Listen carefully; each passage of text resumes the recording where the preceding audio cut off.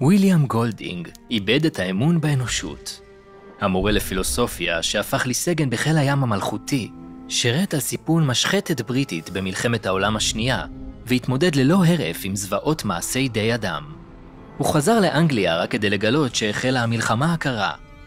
ומעצמות על מאיימות זו על זו בהשמדה גרעינית. חוויותיו אילצו אותו לחקור את השורשים האלימים של הטבע האנושי, והיוו השראה לרומן הראשון והמפורסם ביותר שלו, בעל זבוב.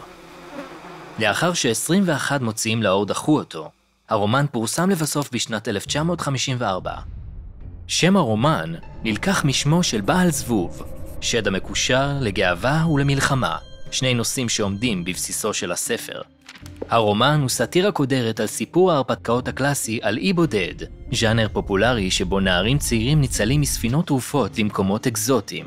גיבורי הסיפורים הללו מצליחים להשתלט על הטבע ולהתחמק מהסכנות הנשקפות להם בסביבתם החדשה.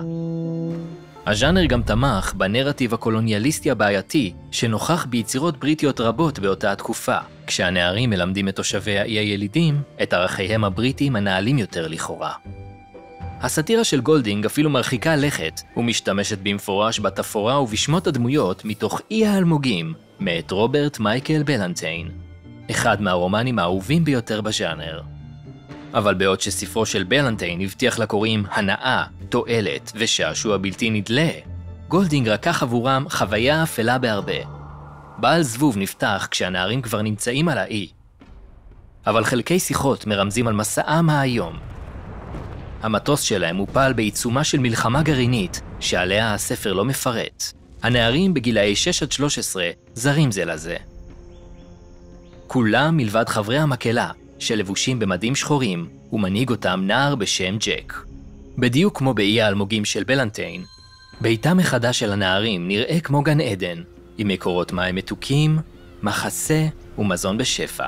אבל כבר בפתיחת הרומן, אפלה מצמררת עוטפת את האווירה שנדמת כשלווה.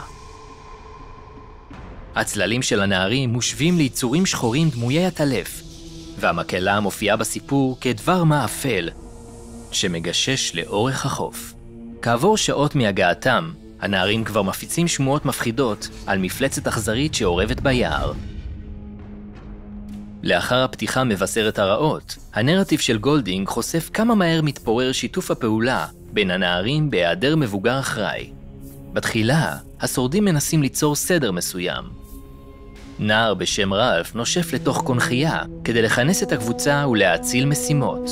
אך כאשר ג'ק מתחרה עם רלף על תפקיד המנהיג, הקבוצה מתפצלת והנערים נכנעים לדחפים האפלים ביותר שלהם.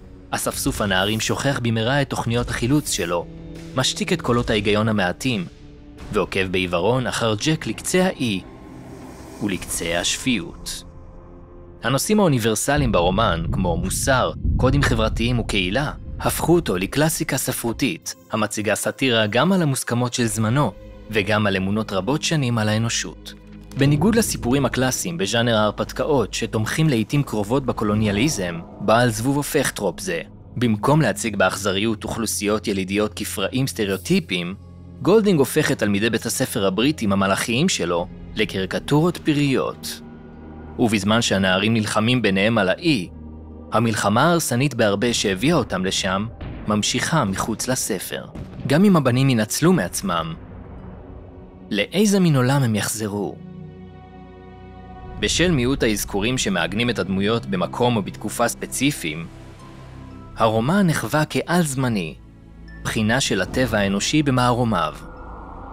ואפילו שלא כל הקוראים יסכימו עם השקפתו העגומה של גולדינג, בעל זבוב הוא רומן תורד מנוחה, ויאתגר אפילו את האופטימיסט הנלהב ביותר.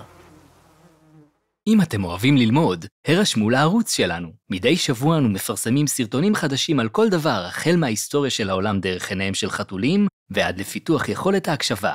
המשיכו לצפות ושמרו על הסקרנות.